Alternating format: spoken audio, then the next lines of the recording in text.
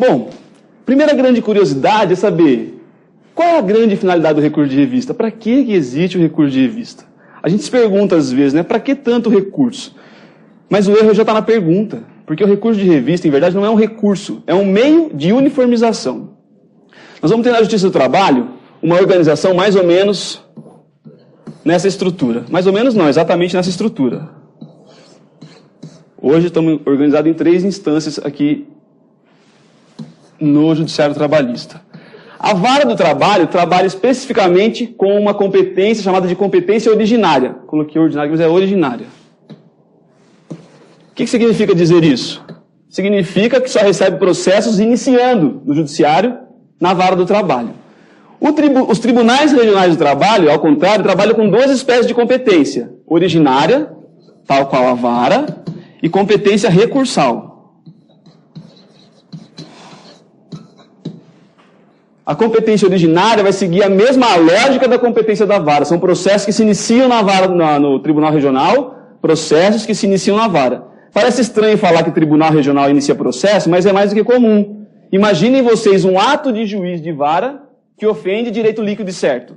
Onde é que eu vou entrar com meu mandado de segurança? TRT. Imaginem vocês a necessidade de desfazer um trânsito em julgado. Ação rescisória. Só quem tem competência para isso é o Tribunal Regional do Trabalho. Dissídio coletivo, competência originária de Tribunal Regional do Trabalho. Afora isso, a competência do TRT vai se limitar a recurso ordinário. Eu saio da vara e vou para o TRT através de recurso ordinário. Iniciei um processo na vara, dissídio individual, sentença. Da sentença, recurso ordinário. O TST vai trabalhar com uma terceira vertente. Ele vai ter as outras 2, que são comuns a todos, competência originária, competência recursal e a competência que nos interessa aqui hoje, que é a competência uniformizadora. Só para a gente entender a lógica, porque algumas pessoas não entendem. Como é que às vezes eu saio de um tribunal regional e vou para o TST com recurso ordinário, e como é que em outras vezes eu saio do tribunal regional e vou com recurso de revista? Simples. Se a competência for originária de TRT, o recurso é ordinário para o TST. Está perfeito aqui o TST agindo em competência recursal. E o recurso ordinário. Se fizerem a leitura do artigo 895 da CLT, vai ficar muito claro. Cabe recurso ordinário em 8 dias. Para o TRT de decisão da vara e para o TST de decisão originária de Tribunal Regional do Trabalho. E a gente fica por conta dos processos que iniciaram na vara, foram ao TRT por recurso ordinário e agora vêm ao TST pelo chamado recurso de revista. É aí que está a grande sacada do recurso de revista. Eu tenho que imaginar o TST agindo em competência uniformizadora. Porque se eu penso que o recurso de revista tem a mesma natureza do recurso ordinário, eu vou errar do começo ao fim. Primeiro, que o TST não vai fazer revisão de fatos e provas em recurso de revista. O TRT vai. Mas está certo isso? Tá? A lógica está perfeita. Aliás, o TST foi criado para essa circunstância. O TST foi criado para uniformizar o entendimento acerca das matérias voltadas ao direito do trabalho. Essa foi a razão pela qual o TST foi concebido. Todas as demais competências vieram a reboque. A ideia é, eu preciso de um órgão que venha uniformizar o entendimento acerca da lei, material ou processual, tanto faz. Então nós temos que seguir sempre esse norte. Pensar no TST como um órgão de sobreposição. Se eu penso no TST com a mesma competência da vara, se eu penso no TST com a mesma competência de TRT, eu nunca vou entender por que é que os recursos não sobem para o TST na revista. Porque a regra é essa, não é para subir. Ninguém quer ir lá ver o cartão de ponto, ninguém quer ir para o TST falar da testemunha. TST é para uniformizar o entendimento acerca da jurisprudência. Então, o norte do nosso estudo aqui no recurso de revista deve ser esse. Eu nem precisava chamar, então, recurso de revista de recurso. Igualmente, o recurso extraordinário. Recurso extraordinário para o STF, apesar do nome de recurso, ele tem uma atribuição típica de controle da constitucionalidade das leis. O TST, no recurso de revista, tem a mesma competência. Controle da uniformização acerca da leitura. Nós temos que pensar que nosso país é um país territorialmente continental, ele é gigantesco. E nós temos uma lei para o país todo. Artigo 22.1 da Constituição estabelece: a União compete legislar sobre direito e processo do trabalho. Então a lei é federal. Perfeito. Pode um cidadão do Rio Grande do Norte ter uma decisão conflitante com o Rio Grande do Sul? Na vara pode. No TRT pode. No TST não. Percebam então que a ideia da criação do TST, e especialmente do recurso de revista, é entregar uma única leitura acerca da lei trabalhista. É por isso que ele se vale da competência uniformizadora. Aliás, quando o TST foi criado, nós temos que pensar isso hipoteticamente, ele foi criado para que todos os recursos fossem a todos os ministros. Pensem vocês, cada recurso de revista reuniria todo o pleno do TST e ele daria uma interpretação uniforme para aquela leitura. Perfeito? Perfeito. Mas nós teríamos recursos lá no TST da década de 60. Qual foi a grande sacada do TST? Vamos nos dividir em turmas. Hoje o TST é composto por 8 turmas, 27 ministros e 8 turmas. Isso agilizou em muito o julgamento no TST? No mínimo 8 vezes mais. Se você pensar que a cada recurso de revista deveria reunir todo mundo, e agora, reunindo 3 em cada turma já é suficiente, ficou 8 vezes mais rápido, perfeito, não tem problema. Mas olha a dicotomia interna que se criou no TST. O órgão que era para uniformizar agora está divergindo. Se você colocar 2 irmãos com a mesma criação numa sala, cada um vai ter um pensamento. Imagine pessoas com culturas, com criações e com formações diversas. O TST teve que se virar. Fez o quê? Criou seção especializada em dissídio individual. Seção especializada em dissídio coletivo, para uniformizar as divergências internas. Por quê? Porque a finalidade do TST sempre foi essa: uniformização da jurisprudência. A ideia é que o cidadão do Rio Grande do Norte tenha a mesma interpretação no TST que o cidadão do Rio Grande do Sul. A vara precisa ter igual? Não. O TRT precisa ser igual? Não. E o TST? O TST precisa. Por isso que se chama o TST de órgão de sobreposição. Ele vai estar acima de todas as instâncias trabalhistas. Por isso que o TST tem competência uniformizadora. E por isso que essa espécie recursal se chama espécie especial. Não é a espécie ordinária como recurso ordinário, como agravo de instrumento. Lá a gente devolve discussão de tudo, fatos, provas, direito. No recurso de revista, não. Isso resolve o problema? Nem de começo. Mas isso vai nortear o nosso raciocínio daqui para frente. Se a gente tiver a exata ideia de qual é a finalidade, a razão pela qual o TST foi criado, e o Instituto, recurso de revista, qual é a natureza jurídica desse Instituto, uniformização de jurisprudência, o recurso de revista começa a aparecer algo mais palpável. Porque nós vamos fazer a leitura do artigo 896 e dos parágrafos da CLT. Alguma coisa da doutrina e alguma coisa da jurisprudência. Mas se eu fizer essa leitura solta, sem uma ideia histórica de formação, vai sempre parecer que fica manca a lei. Ué, mas como é que um grau recursal não me deixa falar de provas? Como é que um grau recursal não me deixa falar de testemunhas? Não me deixa falar de fatos? Não deixa. E está certo não deixar. E por que o TST é tão resistente em receber recurso de revista? Porque ele só vai receber aquilo que efetivamente necessitar de uma interpretação uniforme. O que já estiver interpretado de forma uniforme, não sobe. O que for interpretação de fato e de prova, não sobe. Então, é nessa tocada que nós vamos tentar entender o recurso de revista. Então, eu já posso dizer de cara que o recurso de revista tem natureza uniformizadora. E seguir nessa vertente daqui até o final da aula. Então, vamos lá.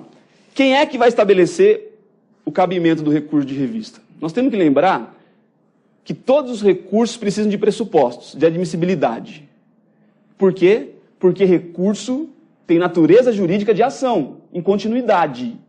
Se a ação tem pressuposto e condição da ação, recurso é igual. Não tem por que mudar. Não será o mesmo pressuposto da condição da ação, petição apta, partes capazes. Mas em alguns pontos eles vão coincidir. Então qual é o primeiro requisito essencial do recurso de revista? Prazo. Prazo do recurso de revista de 8 dias. A contar da decisão em recurso ordinário. Aí já surge uma dúvida grande, porque pela literalidade do artigo 896, só cabe recurso de revista em acórdão de TRT em recurso ordinário. Parece complexo, mas também necessário. Acórdão de TRT em recurso ordinário. Lembrem-se agora do começo da aula que o TRT também tem competência originária. Mas na competência originária, eu não tenho acórdão de TRT em recurso ordinário. Por isso que lá na revista. E há uma grande discussão na doutrina e na jurisprudência da seguinte pergunta.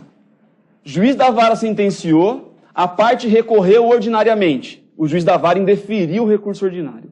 Que recurso cabe? Agravo de instrumento, artigo 897. Vamos destrancar o recurso ordinário. Agravo de instrumento. Agravo de instrumento onde? TRT. O TRT julgou o agravo e deu indeferimento da subida do recurso ordinário. Cabe recurso de revista? Não cabe. As pessoas não se conformam da razão pela qual não cabe recurso de revista em acórdão de agravo de instrumento. Mas o artigo 896 vai dizer muito claro, só cabe recurso de revista em acórdão de TRT proferido em grau de recurso ordinário. Não sei se está certo ou se está errado, porque existem matérias em agravo de instrumento que suscitariam em algum momento uma uniformização. Mas pela literalidade do 896, não cabe recurso de revista em agravo de instrumento de Tribunal Regional do Trabalho. As pessoas demoram para entender isso. Não é simples de entender. Porque não está escrito lá que não pode. Não. Mas está escrito o inverso. Quando é que pode. E aí é um pressuposto importante, cabimento e adequação.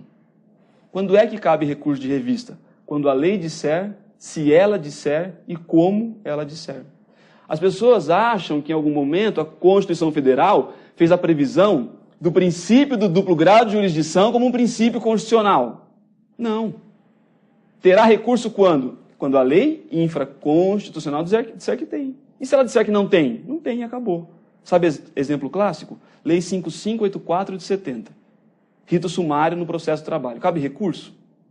Cabe pedido de revisão do valor da causa, que não é recurso, é tentativa de mudança de rito, e cabe recurso extraordinário para o STF. Lembre-se do começo, não é recurso. É controle de constitucionalidade. Se eu disser que duplo grau é princípio constitucional, eu tenho que declarar a Lei 5584 inconstitucional. Exemplo do dia a dia de todo mundo, 9.099 de 95. Cabe recurso com duplo grau de jurisdição? Não. Cabe recurso nominado para a turma recursal, mesmo grau de jurisdição. Se eu disser, portanto, que duplo grau é princípio constitucional, eu tenho que declarar a Lei 5584 e a Lei 9.099 de 95, Juizado Especial Cível, inconstitucionais. Alguém já viu uma declaração dessa em julgamento? Não. Por quê? Porque duplo grau não é princípio constitucional. Isso só para dizer o quê? Que caberá recurso em que situação? Quando a lei fizer a previsão. Se a lei disser cabe, ela vai dizer se cabe e como cabe, cabimento e adequação. A lei também diz o prazo, 8 dias. Lei 5584 de 70, artigo 6º, uniformizou os prazos recursais. Então, tudo para nós, 8 dias. Como é que eu sei quando muda? Pela exceção, embargos de declaração 5 e recurso extraordinário, que não é nosso. Então, não precisa nem lembrar. 15 dias. Aí, agravo regimental, é regimento interno de tribunal. Vai ler o regimento interno. De resto, 8 dias para todos. Né? Perceberam, então, que a adequação e o cabimento do recurso de revista dependem de previsão legal? E muito cuidado, que algumas pessoas dizem assim, mas a OJ ou a súmula, nós estamos escravos. Não. A OJ ou a súmula estão legislando? Não. A OJ e a súmula estão se prestando a interpretar a lei, porque vai ter uma série de OJs e de súmulas sobre o recurso de revista. Talvez seja assunto recorde no TST. Não cabe de agravo de instrumento, não cabe de embargo de declaração, não cabe não sei do que, precisa de pré-questionamento, precisa de transcendência, só cabe em recurso ordinário. Mas nenhuma dessas circunstâncias o TST está legislando, ele está interpretando o 896. Os incisos, as alíneas e os parágrafos. Não tem inciso, né? As alíneas e os parágrafos do artigo 896. Então tem que tomar um cuidado ao criticar, porque a crítica às vezes ela vem com um critério de validade, mas muitas vezes não. Então não basta achar que a J ou a súmula... Não, tem que ir lá procurar ler se concorda ou não. Agravo de instrumento é um típico clássico de não concordância, as pessoas tendem a não concordar. Por que é que saiu da vara, foi ao TRT e não pode subir para o TST para uniformizar? Porque não é decisão em acórdão de TRT em recurso ordinário. Aí o TST foi gramatical. Bem ou mal ele interpretou, concorde você ou não. Pode ser que vá para o STF, em recurso extraordinário, e diga, não, tem razão, manda voltar e sobe. Mas por hora o que se tem é isso, cabimento e adequação de acordo com o 896 e leitura do TST. Aliás, o que mais tem leitura do TST são dos pressupostos do recurso de revista. Porque se você não tiver familiarizado com a forma de interpor o recurso de revista, não sobe um. Quando está tudo certinho, já não sobe. É a lógica do quanto menos, melhor. Quanto pior, melhor. Quanto pior tiver o recurso, melhor para o TST. Só para vocês terem um parâmetro de comparação. Nós temos quantas varas no Brasil todo? Eu não sei nem dizer quantas dezenas são. Aí nós temos 24 TRTs. Todas essas varas e todos esses TRTs concentrando recurso num único tribunal, o TST. Vocês acham que o TST conseguiria dar vazão a recursos de revista se ele atendesse a todos os recursos? Então é a tese da UTI, né? Como é que você faz andar a fila do hospital público? Mata quem está na UTI e passa a fila para frente. É assim que funciona. O que o TST faz? Não recebo todos esses milhares de recursos de revista. Venham os próximos. Não tem outro jeito. O STF está na mesma tocada. Recurso extraordinário precisa agora de repercussão geral da matéria. Tem uma série de circunstâncias típicas desses recursos que vão justificar a existência do próprio tribunal. O tribunal estaria abarrotado hoje. O ministro Freire Pimenta tomou posse há pouco tempo. Deve ter um débito lá de pelo menos uns 15 mil processos. A pessoa já entra no TST, pensa, nossa, vou ter bastante serviço. Não, você não vai ter, você já tem bastante serviço. Já tem 15 mil processos te aguardando para julgar. E mais do que for entrando dia a dia. Tem lógica nisso? Não tem. A cultura da recorribilidade no país. Mas nós não temos duplo grau de jurisdição. Está certo o TST e restringir? Está certo. Se a ideia é uniformizar, só vamos atender aquilo que for para uniformizar. E se já estiver uniformizado? Aí a lógica está perfeita. Súmula impeditiva de recurso de revista. Se o juiz do Tribunal Regional do Trabalho já decidiu conforme a súmula, o tribunal está conforme com o TST? O Tribunal Regional decidiu pela decisão uniforme do TST? Sim. Para que eu vou para o TST então? Indefiro o recurso de revista. Se eu pensar no recurso de revista como uma forma de uniformização, está perfeito. Nós temos que perder um pouco daquele ranço de achar tudo é recurso de revista. Tudo eu vou para o TST. Você vai, mas não com tudo e não sempre. E ainda assim, vai ter que ir a fórceps, né? Ninguém pensa que vai ser um caminho simples. Quem tiver um despacho no escritório de recebo imediatamente o recurso de revista, guarde num quadro, porque é coisa rara. O TRT receber de plano o recurso de revista. E ainda assim corre o risco do relator no TST dizendo, ele recebeu, mas eu não recebo. Porque não há vinculação entre juízos, a qual e a de quem. Então, nós temos que perceber essa lógica do recurso de revista, senão tudo que se explicar aqui fica desconexo com a realidade, né? Mas por quê? Porque nós estamos acostumados com uma cultura de recorribilidade. Essa cultura necessariamente precisa ser reduzida quando se fala em recurso de natureza especial. Recurso especial para o STJ, recurso extraordinário para o TST, recurso de revista para o TST. Não dá para imaginar que o TST vai ficar revendo cartão de ponto. Pode ser uma coisa importante? Pode, mas para você. Não para o Rio Grande do Norte, não para o Amazonas, não para o Pará, não para o Amapá. Para você, aqui na sua região. Então resolva-se com o TRT. Resolva-se internamente. Se não tem um acórdão paradigma, se não tem uma ofensa à interpretação uniforme, acabou ali. Vara e TRT. Visão e revisão. Ponto. O TST não serve para anseios regionalizados. Isso vai ficar muito claro na leitura das alíneas, A a C, do 896. Se sentirem qualquer necessidade de perguntar, sintam-se à vontade. Eu repito a pergunta para que o pessoal pela internet possa entender. Mas porque a matéria é ampla e precisa de uma sequência mais rápida, né? E eu costumo falar rápido também. Então, sintam-se à vontade para... não entendi, não peguei. A gente repete sem nenhum problema. E mais uma coisa importante. Acórdão de TRT e recurso ordinário de dissídio individual. Vocês vão enxergar recurso de revista de dissídio coletivo? Não. Não vão enxergar em dissídio coletivo nunca. Primeiro que o dissídio coletivo nunca começa na vara do trabalho. Sempre no TRT. Então você nunca vai enxergar um acórdão de TRT e recurso ordinário no dissídio coletivo. Então é até uma redundância dizer que só cabe dissídio individual. Mas tá bom. Peque pelo excesso, né? Não há letra morta na lei. Tá perfeito, somente em dissídio individual. Vamos passar para a leitura das alíneas, então. Qual é a primeira hipótese de cabimento de recurso de revista? Até agora nós temos alguns pressupostos mais específicos de cabimento do recurso de revista. Vamos ver outros daqui a pouco. Pré-questionamento, transcendência, necessidade de advogado para recurso de revista, que é uma novidade aí, de súmula recente. Mas na primeira linha A do artigo 896, o que ele vai estabelecer? Que só cabe recurso de revista quando tribunais regionais derem ao mesmo dispositivo de lei federal interpretação diversa. Mesmo dispositivo de lei federal. É o objeto do recurso de revista. Com interpretação divergente entre TRTs. Finalidade do recurso de revista. Uniformizar. Quem entender bem a história do recurso de revista, a finalidade do recurso de revista e a linha A, vai nadar de braçada na linha B e na linha C. Por isso que a linha A precisa de um pouco mais de cuidado. Primeira hipótese de cabimento, então, é quando eu vislumbro dentro do meu acórdão uma possibilidade de afronta ao julgado de acórdão de outro tribunal regional. Lembra-se do começo da aula que eu falei que só cabe recurso de revista para uniformizar nacionalmente os entendimentos? Essa é a ideia agora.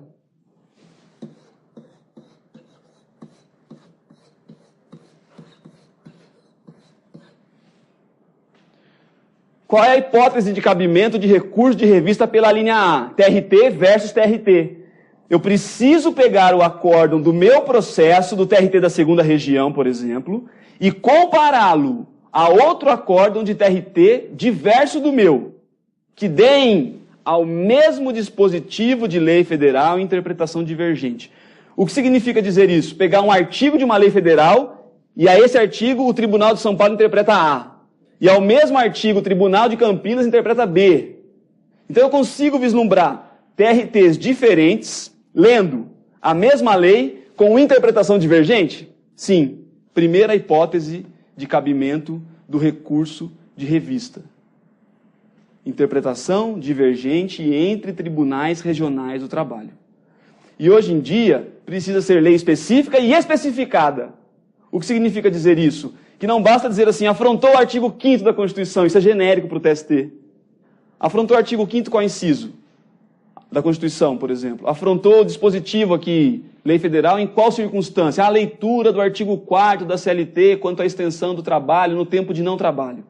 O que é que São Paulo disse? Disse A. E o que é que Campinas disse? Disse B. Então especifique o artigo da lei federal e traga isso de forma especificada. O que significa dizer? Que eu tenho que colacionar no meu recurso os dois dizeres dos acórdãos paradigmas. Sabe por quê? Teve um tempo em que os advogados faziam o quê? A divergência entre São Paulo e quase todos os TRTs do Brasil. E juntavam um monte de decisão lá, anexada ao acórdão. E dizia, era como se dissesse assim para o TST, acha aí no meio desse monte de acórdão onde é que está a divergência. Obviamente que o TST não vai fazer isso. O que ele fez rapidamente? Uma instrução normativa para dizer, tem que especificar o dispositivo de lei e tem que ser de forma especificada. Dispositivo específico não pode ser genérico. E me mostre onde é que está a divergência. Como é que eu vou mostrar? Colacionando o meu acórdão com o acórdão TRT vizinho. Perfeito. Aqui ele disse, ó, o artigo 4º não é tempo de trabalho. O artigo 4º é tempo de trabalho. Pronto. 2 TRTs interpretando a mesma lei federal com decisões divergentes. Perfeito. É o caso típico, cabe como uma luva no recurso de revista. A pergunta que não quer calar é, por que é que eu não posso, dentro do meu TRT, procurar os acórdãos entre as turmas? Porque o TST pode isso, não confundam. Porque é lógico, né? Se eu for para a turma vizinha já vai ter uma interpretação divergente, provavelmente. Você pega São Paulo hoje, com 96 desembargadores, a chance de encontrar uma divergência interna no próprio regional é imensa. Mas por que é que não cabe do próprio regional? Porque é briga de marido e mulher. Ninguém vai entrar na casa do vizinho e falar para de brigar. Eles que se virem. Incidente de uniformização da jurisprudência. TRT, você decide qual é a interpretação do seu tribunal quanto ao artigo 4º da CLT. Incidente de uniformização da jurisprudência. 896, parágrafo 3º. Os tribunais regionais do trabalho procederão obrigatoriamente, não é faculdade, não é se quiser, não é quando puder, não é se der, é impositivo, verbo não impositivo. Obrigatoriamente a uniformização de sua jurisprudência nos termos do CPC. O CPC já tem isso há muitos anos, porque o STJ não quer saber de ficar procurando acórdão paradigma dentro de TJ. O TJ tem que se virar para uniformizar internamente, o TRT é a mesma coisa. Então por isso que não serve acórdão da turma 1 versus acórdão da turma 2. Aqui é briga de marido e mulher. Quem é que vai decidir? Eles internamente. Resolvam-se. E aí pode incitar um incidente de uniformização. Lei 7701 de 88. Decorem essa lei para sempre. Quem tem interesse em recurso de revista tem que saber a Lei 7701. Ela vai falar da formação do tribunal, da divisão do tribunal, da competência dos tribunais, da incidência de informação dos tribunais. Hoje nem precisa socorrer tanto a ela, porque o parágrafo 3º foi reformado em... Vamos ver quando é que foi? Eu acho que foi em 99. Para inserir essa circunstância de que não cabe mais recurso de revista de TRT, interna de TRT, turma versus turma. Por isso que eu preciso, TRT vizinho. Preciso buscar lá no TRT do Rio Grande do Norte, lá no TRT da Amazonas, do Pará, do Acre, do Rio Grande do Sul.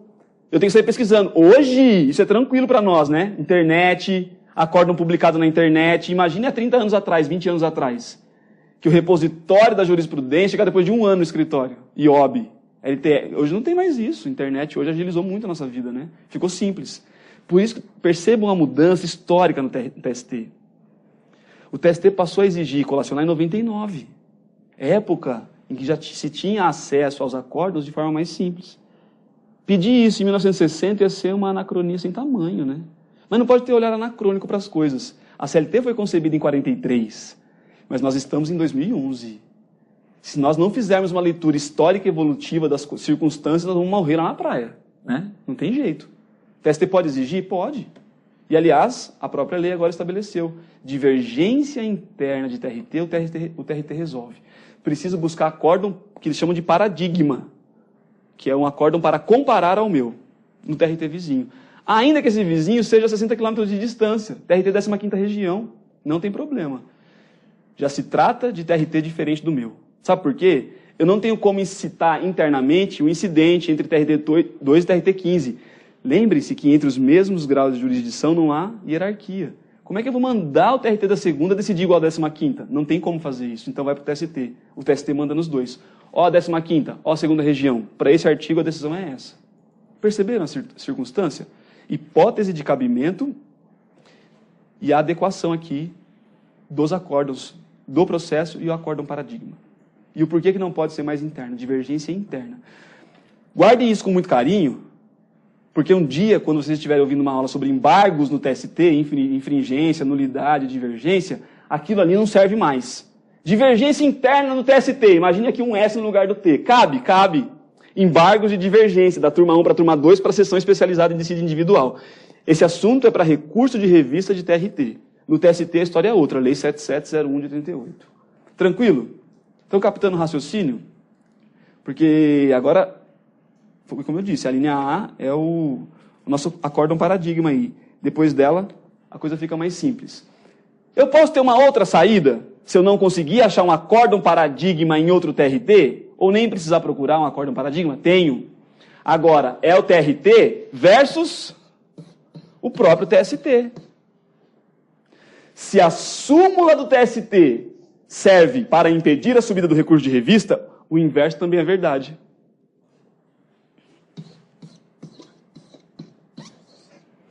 Agora o juiz do TRT julgou contrário a uma J ou contrário a uma súmula. Não preciso mais me preocupar com TRT paradigma, com acórdão vizinho. Pego o meu acórdão e digo assim, olha TST, tem um juiz do TRT local julgando contra a sua J ou contra a sua súmula. Não é para uniformizar? Então eu quero que reforme aqui no que foi divergente. Perfeito. Olha o que vai dizer o final da linha A. Ou desde o começo é melhor. Derem ao mesmo dispositivo de lei federal interpretação diversa do que lhe houver dado do outro TRT, no pleno ou turma, ou sessão de dissídios individuais do TST, ou a súmula de jurisprudência uniforme da Corte. Que leitura que vai fazer na CLT, né? Aliás, de onde surgiu a palavra recurso de revista? CPC de 39. O CPC de 1939 falava de recurso de revista, assim como falava de agravo de petição. Desde 73, com o CPC de 73, eles abandonaram a nomenclatura, recurso de revista e agravo de petição. Mas agora lembre-se, quando é que a CLT foi promulgada? 1943. Entre o CPC de 39 e o CPC de 73. A ideia é de passar em revista a uniformização dos tribunais inferiores. Então, as leituras que se fazem do recurso de revista não são simples, nem pretendem ser e nunca serão. Né? Quem vai advogar em sede de recurso de revista tem que se preparar para ir para a guerra. Porque para subir um recurso de revista, já tem que ganhar honorários de 1 milhão se conseguir subir o recurso de revista. Se reformar no recurso de revista, aposenta. Que o cliente vai te dar tudo que ele tem. Porque é quase impossível subir o recurso de revista. Está certo, não é para subir todo o recurso de revista. Agora, não tem lógica. O TST já uniformizou OJ. O TST já uniformizou súmula e o TRT continua jogando contra. Lembrem-se que não é vinculante. Não é obrigado a atender ali o dispositivo da OJ e da súmula. Mas se você não atender, a parte tem o direito de ir buscar a uniformização. A parte pode não pretender isso? Pode. E pode acabar transitando em julgado uma decisão de TRT diversa da OJ ou da súmula? Claro que pode. Mas o que não pode é a parte ficar tolhida de buscar a uniformização. Então, o TRT, não precisa nem buscar aqui o vizinho. Vou ver no TST. Qual é a súmula OJ que contraria? Demonstra de forma literal e sobe o recurso de revista. Esse é o recurso de revista mais simples de subir. Porque o TST já sabe que vai receber e já sabe que vai aplicar a OJ ou a súmula. O que não tem nada a ver com súmula vinculante. Muita atenção. Porque se o juiz da vara contrariar a súmula vinculante do STF, eu não preciso percorrer todo esse caminho. Eu saio da vara com uma peça chamada reclamação, artigo 103A da Constituição, e digo assim, da vara para o STF, direto. O STF, tem um juizinho da primeira instância que está ficando louco, ele está contrariando a sua súmula vinculante. Já falou que adicional de salubridade é sobre o mínimo, ele está dando sobre o salário base. Precisa desse caminho todo? Não. Mas porque lá na STF a súmula é vinculante. O juiz não pode julgar diferente, fora, conforme a súmula. Então sai da vara, direto para o STF. Aqui não é vinculante. Aqui é súmula de uniformização, sem caráter vinculante. Por isso é que tem que percorrer o caminho das pedras. Na vara, sobe para o TRT e do TRT para o TST com recurso de revista. A linha A. Agora vamos ter que parar para estudar uma coisa chamada pré-questionamento. Isso causa tanta celeuma,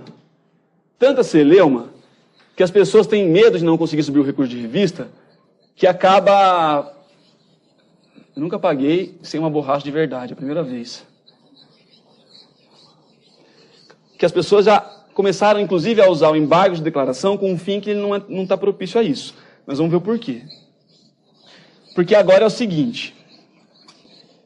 Quando eu saio das instâncias ordinárias, vara e TRT, para a instância extraordinária, não pode pensar que isso é filme americano, que vai entrar testemunha aos 45 do segundo tempo para dizer, eu vi quem matou o Det Reutemann. Não é assim que funciona. A pessoa tem que vir discutindo a tese legal. Ela tem que permitir ao tribunal, ou à vara, aplicar uma tese jurídica. Porque se ele não faz isso, ele não pode chegar lá no recurso de revista e inovar. Além de tudo que eu já falei, ainda quero uniformizar aqui a decisão. Então você vai perguntar assim, você já pré-questionou essa matéria? Você deu a oportunidade para a vara, para ela dizer qual é o raciocínio dela sobre essa lei? Você deu a oportunidade para o TRT para ele dizer qual é o raciocínio dele acerca dessa lei? Não, não dei. Então, meu filho, você perdeu.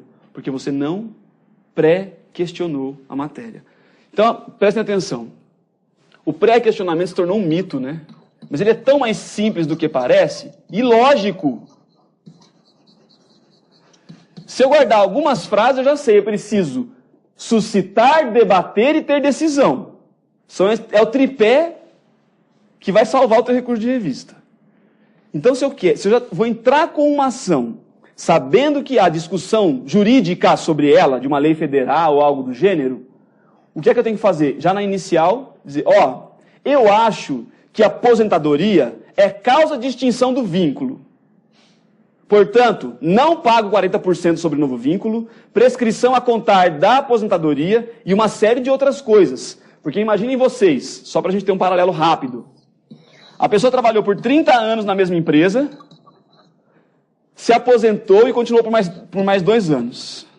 Aqui, evento, aposentadoria. Eu dou sempre esse exemplo, quem já viu minha aula cansa de ouvir isso, acha chato, mas é o que melhor elucida a questão.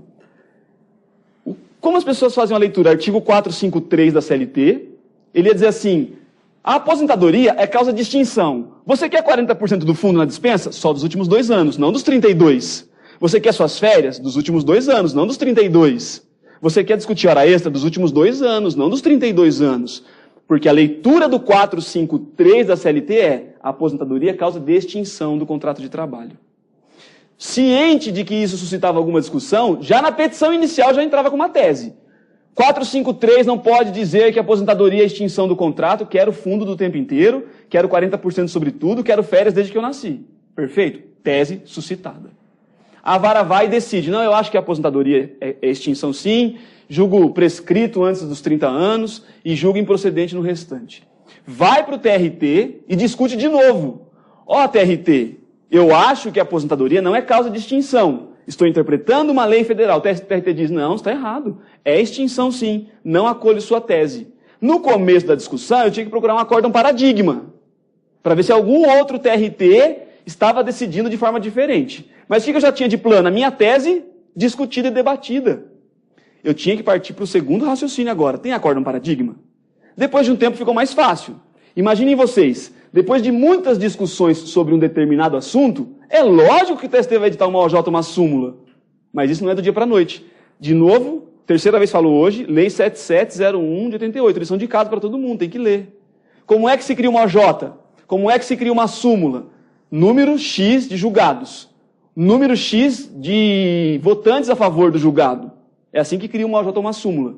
Mas até criar uma OJ ou uma súmula, a única forma de subir é a linha A ou a linha C. Não tem jeito. Acorda os paradigmas ou afronta a lei.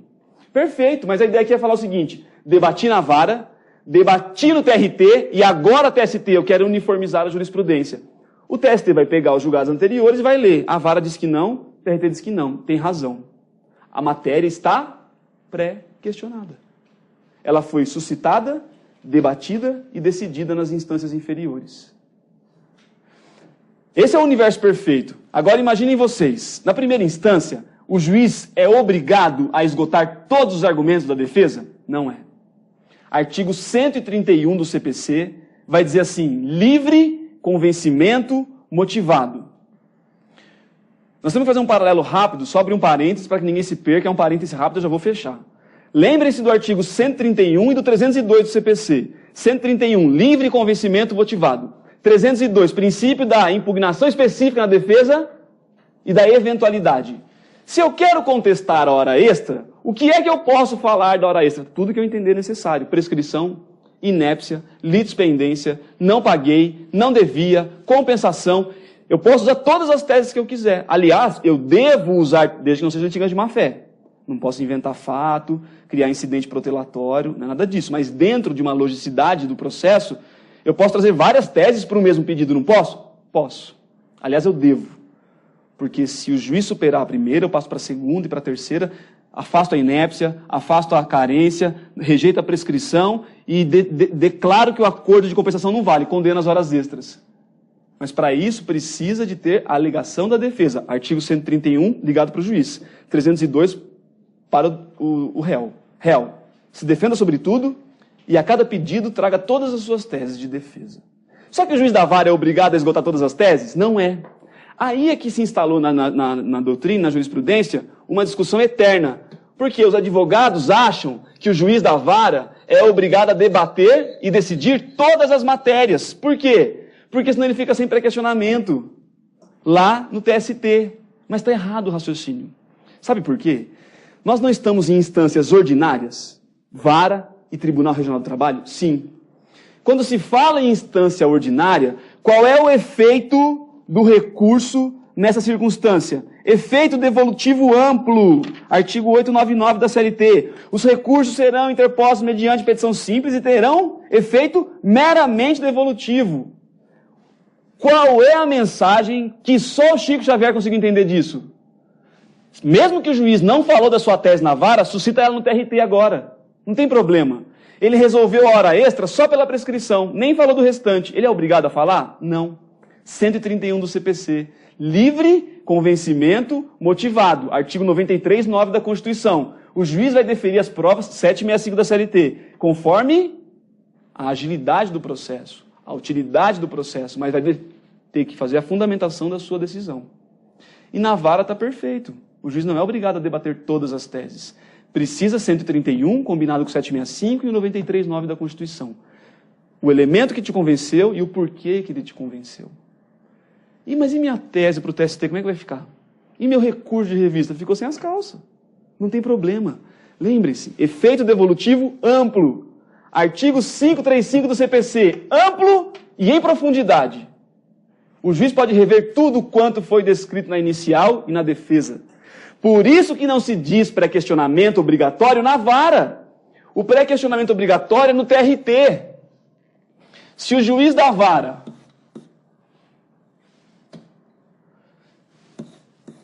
deu a sentença e não pré-questionou a sua matéria, não tem problema. Artigo 899 da CLT, combinado com 513, acho que não é 535. 535 é do embargo de declaração. É o 513 que fala efeito devolutivo amplo. 515, parágrafo 3º. 515, parágrafo 3º e parágrafo 2º.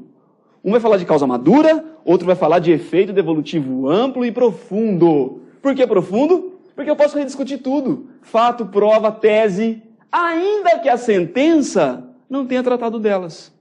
Então eu saio daqui com o meu RO para o TRT e agora sim, se prepara. Leva todas as teses para o TRT e o TRT agora tem que debater e decidir sobre cada uma das teses que você suscitou. Sabe por quê? Agora é a hora do pré-questionamento. Agora o TST precisa enxergar na decisão uma circunstância de não uniformidade. Mas o TRT não falou da minha tese. Aí, cabimento do chamado embargo de declaração com fins a pré-questionar. Tem uma súmula do TST que vai dizer isso, se eu não me engano, é 297. ED agora não é para omissão, contrariedade, obscuridade, é para pré-questionamento. Perceberam? Porque todos os dias eu recebo ED na vara para pré-questionar. Julgo improcedente o ED e aplico a súmula do TST. Não é para pré-questionar na vara. Na vara o juiz decide de forma livre e motivada. É para pré-questionar no TRT. Porque o TST vai se preocupar com o acórdão do TRT. Porque tem um outro efeito dos recursos, chamado efeito substitutivo. O acórdão do TRT substitui a decisão da vara. Ainda que seja para confirmar a decisão. Quando eu vou atacar no recurso de revista, eu não ataco a sentença. Eu ataco o acórdão em recurso ordinário. Então, quando é que eu tenho que pré-questionar essa matéria? No TRT. Lógico que eu tenho que vir desde a minha defesa falando, porque vai ter que lembrar que existe limite objetivo da lide. 460 do CPC. O juiz não vai julgar além, aquém e nem diferente do pedido. Ainda que o juiz da vara não tenha pré-questionado todas as suas teses, elas devem estar na defesa. Porque o que eu não posso é sacar os 45, um coelhão lá e falar, mas tem mais uma tese aqui, surpresa. Não pode. Tem que trazer desde sempre. Perceberam, então, o que é o pré-questionamento e quando é que ele será usado, de fato? Agora, você embargou para pré-questionar, o TRT dá uma de morto e fala, não vou continuar falando nada. Julga improcedente os embargos, já que não há omissão, não há nada, aquele samba do crioulo 2, não está nem aí. Perfeito. O que a súmula 297 fala em seguida? Se você, advogado, já embargou de declaração para pré-questionar, não se preocupe. Pré-questionado está. Sabe por quê? Vai bater no TST, ele vai olhar para o teu recurso de revista, para o teu embargo de declaração e para o acórdão no ED dizer assim, ausência de prestação jurisdicional. Volta a TRT e agora é para dizer o que ele está pedindo. Perceberam por que também tem que fazer ED, de ED, de ED, de ED, de ED? Senão não ia acabar nunca. Ia morrer o TST inteiro, todo mundo da vara está lá, ED, e o cara é omisso ainda. Tem problema? Nenhum. O TST disse, não pode inovar, pré-questione, se necessário, através de embargos. Se você embargou para falar de uma tese que já foi suscitada desde sempre e o TRT continua omisso na declaração, não tem problema, vem para cá. Aqui a gente te acolhe, fala que eu te escuto. Sabe o que ele faz? Tem razão o recorrente. Ausência de prestação jurisdicional do TRT. Devolva-se ao TRT. TRT, eu quero que você fale a sua tese sobre essa circunstância. Entendeu? Por que não precisa de ED, de ED, de ED, de ED? É um ED só. E só serve em um lugar, no TRT. Não precisa pré-questionar na vara. Perceberam a circunstância? Como é que estamos com o horário, Ricardo? O outro requisito é o requisito da transcendência. O que significa a transcendência? Significa uma coisa muito simples. Se a ideia é uniformizar nacionalmente a jurisprudência, aquilo tem que ter um cunho de repercussão. Pode ser jurídica, social, pode ser financeira, não tem problema, mas tem que ter uma repercussão. Foi assim que a CLT ganhou o artigo 896A, que é uma capitulação alfanumérica, não é 896 linha A, é traço A grande. Quem inventou isso aqui foi Fernando Henrique Cardoso, né? Ele tinha que inserir um artigo entre o outro, não sabia como fazer, capitulação alfanumérica. Tá errado? Não, perfeito. O que ele fez? Meteu lá a transcendência. Preciso que haja repercussão da matéria para além do interesse do próprio recorrente. Ah, o interesse é só meu, então você não tem interesse em estar aqui. Porque aqui não é tribunal de via ordinária, é de via especial. Você precisa ter uma repercussão. E ele vai falar qual a repercussão. Ele fala aqui, ó, natureza econômica, política, social ou jurídica. A pergunta que não quer calar, a pergunta da hora é, o que é repercussão social? O que é repercussão jurídica? O que é repercussão política? Não tem um critério objetivo de aferição.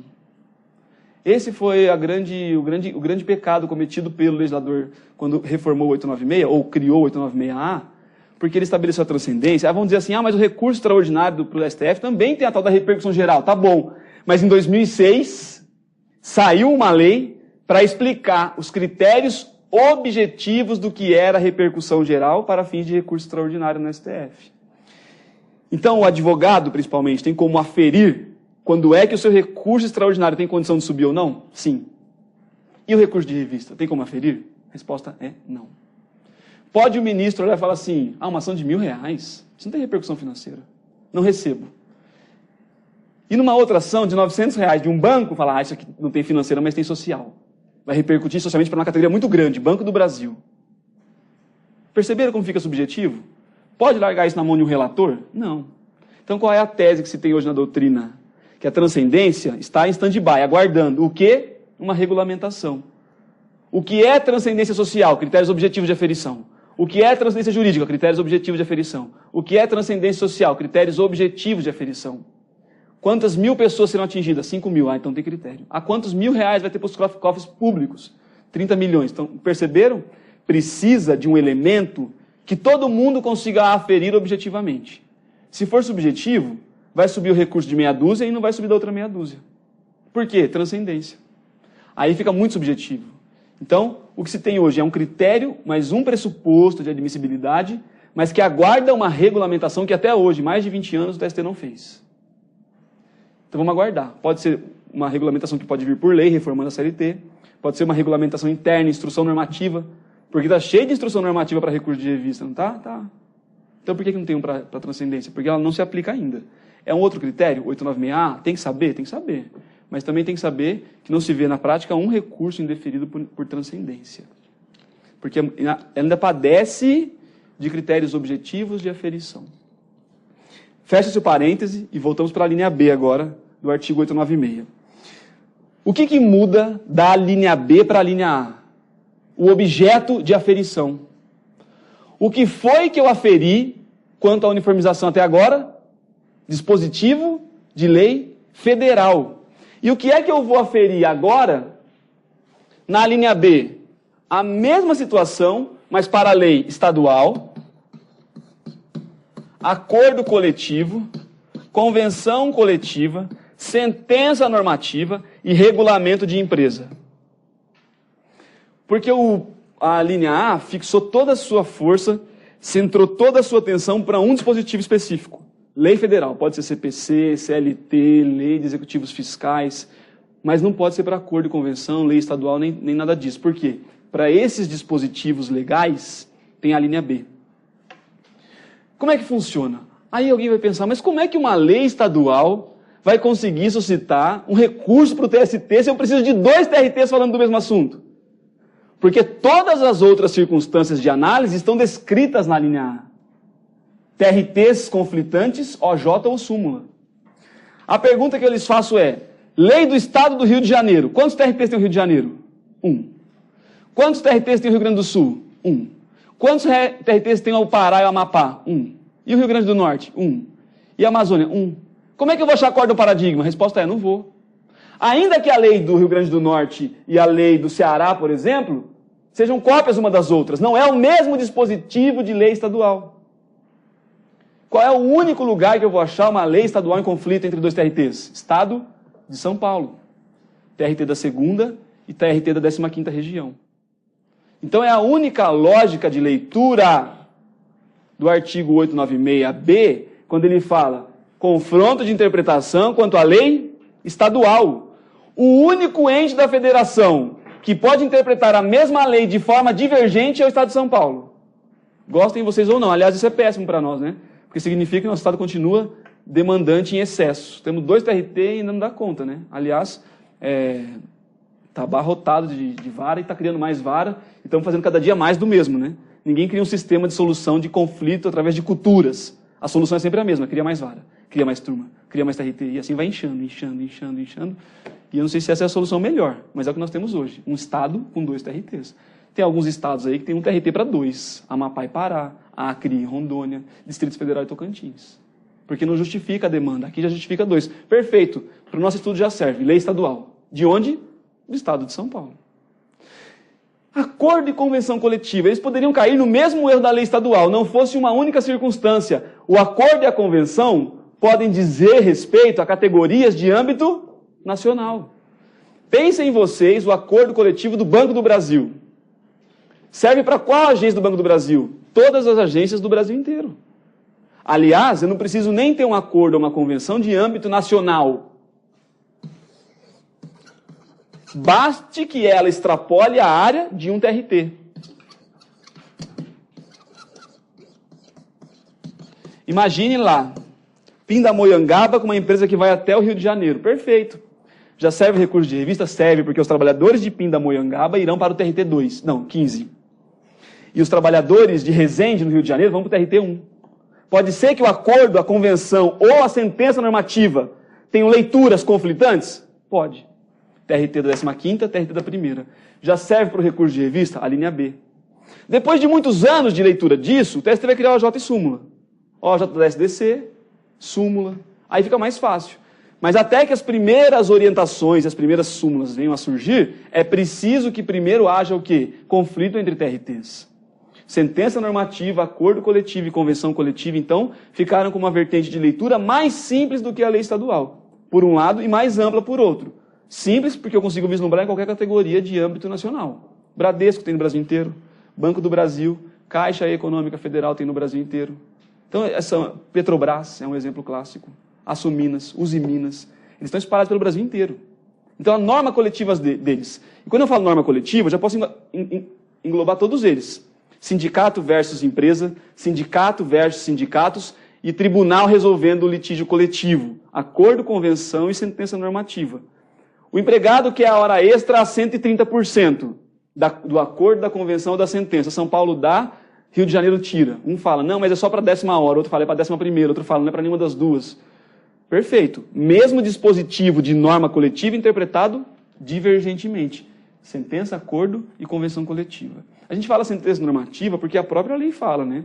Mas não é uma sentença de vara, viu? É aquela sentença de normas coletivas, que podia ser chamada de acórdão, porque é de TRT ou TST, mas o melhor é dizer decisão. Porque acórdão é aquele que aplica a lei ao caso. E aqui não, eles estão criando leis para aquelas categorias. Decisão normativa seria a melhor circunstância, a melhor nomenclatura. Mas isso não vai nos abalar, né? Porque de nomenclatura errada nós estamos fartos. O TST chamou juiz de presidente, citação de intimação, e assim sucessivamente. Às vezes fala remuneração no lugar de salário, salário no lugar de remuneração, chamou litisconsórcio de ação plurima.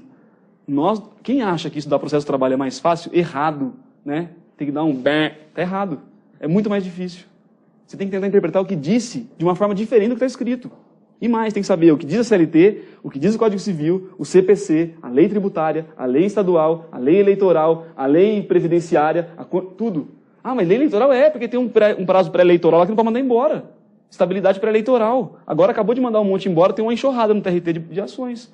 Porque mandou embora 3 meses antes da funcionário de órgão federal, estadual. Mandou embora antes dos 3 meses. Tem que saber lei eleitoral. Tem que saber lei eleitoral, não tem jeito. Tem que saber até lei internacional, né? OIT, por exemplo. Então, quem acha que estudar o direito do trabalho tá mais fácil, tá enganado, né? Para ir lá fazer de qualquer jeito, tá bom, pode ir, vai passar vergonha. Com o cliente, com o advogado de frente, né? O juiz também passa vergonha, às vezes, porque não estuda mais, então não pode. Achar que o trabalho é pior... Olha aqui, Nós nem começamos a falar do recurso de revista, está acabando o tempo já. Então percebam, é muito mais complexo. Não se impressione com o nome, portanto. Sentença normativa, a gente já sabe, é decisão normativa. Criar lei no caso concreto, não é aplicar a lei ao caso. E não podia ser sentença nunca, né? Porque é decisão colegiada. Sentença é decisão típica de órgão monocrático. Nem acórdão, porque acórdão é aplicação de lei ao caso, é decisão. E regulamento de empresa? Ué, mas eu vou uniformizar regulamento de empresa? Vai uniformizar. Imaginem o regulamento do Banco do Brasil, que estabeleceu o quê?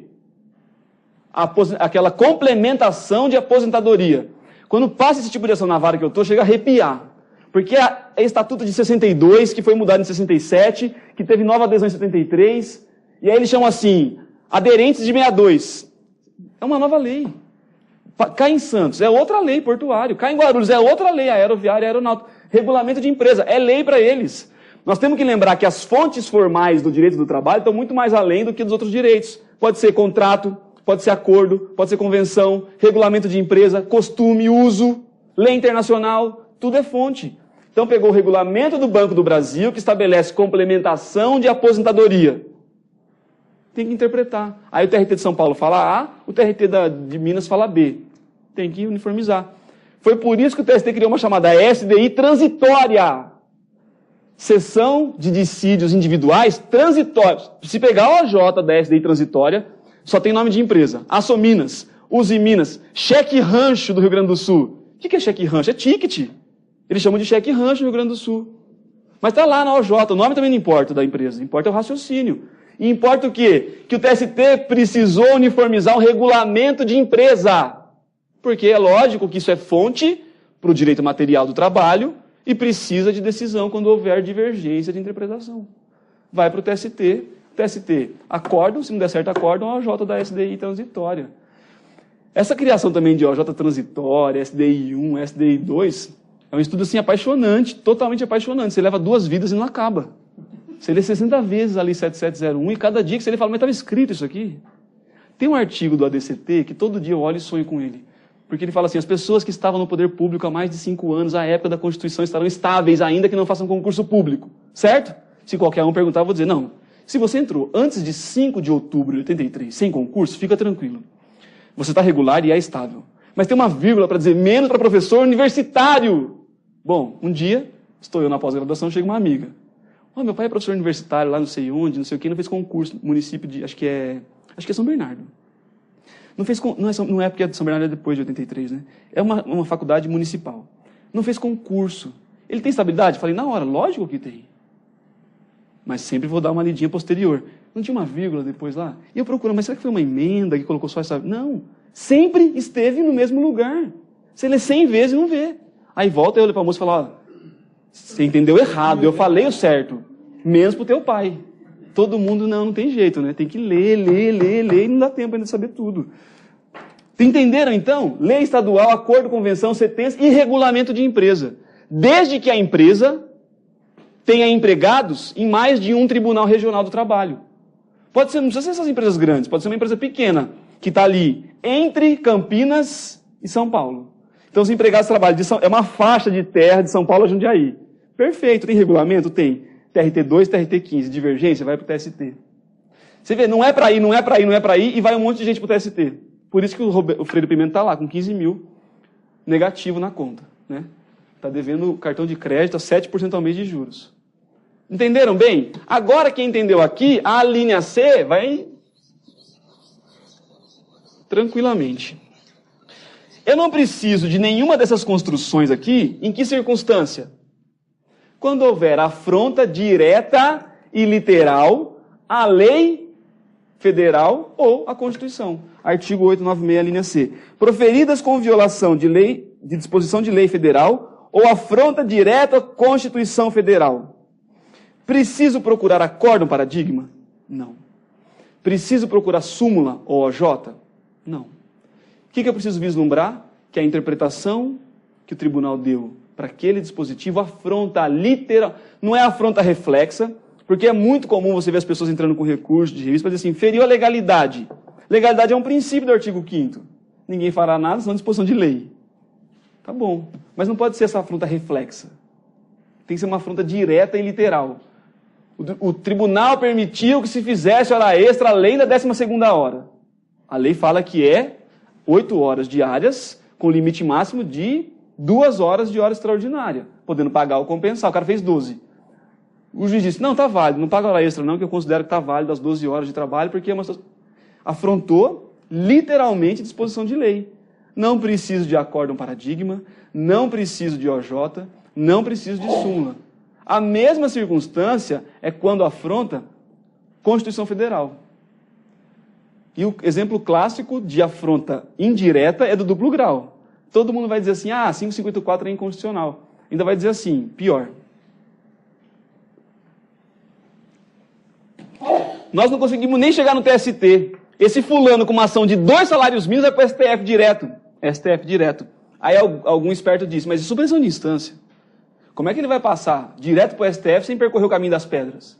Mas se pegar o artigo 101 e 102 da Constituição, o que ela diz é assim, cabe recurso extraordinário de decisão de única ou última instância. Se a 5584 é única, derrubou toda a tese que vai dizer que é obrigado a ter duplo grau de jurisdição. Duplo grau é princípio constitucional, nem poderia ser. Como é que o constituinte originário ia dizer, é obrigatório ter duplo grau, mas pode vir aqui com decisão de única instância? Não pode. 5584, direto para o TST. Alguém disse inconstitucionalidade do artigo 5º, errado. Não há inconstitucionalidade, porque não há duplo grau. Aliás, é uma distinção tênue, né? Entre recurso e duplo grau. Recurso é a possibilidade de insurgência quanto a uma decisão. E se for uma revisão pelo grau hierarquicamente superior, ele é ao mesmo tempo recurso e duplo grau. Porque vai ter recurso no mesmo grau de jurisdição. Peguem a lei tributária que fala sobre embargos infringentes, até 50 RTNs. É embargo infringente para o mesmo juiz. Lei 9.099 de novo. É recurso inominado para a mesma instância julgadora. Outro erro achar que recurso e duplo grau são a mesma coisa. Não são. Pode haver recurso com duplo grau e recurso sem duplo grau. Aliás, tem uma decisão que é histórica do embargo de declaração. Ninguém sabe dizer se é um incidente, se é um recurso. O TST acabou tomando um caminho de recurso. Quando? Quando editou uma súmula para dizer para o ente público prazo em dobro. Qual é o instituto típico que tem prazo em dobro? O recurso.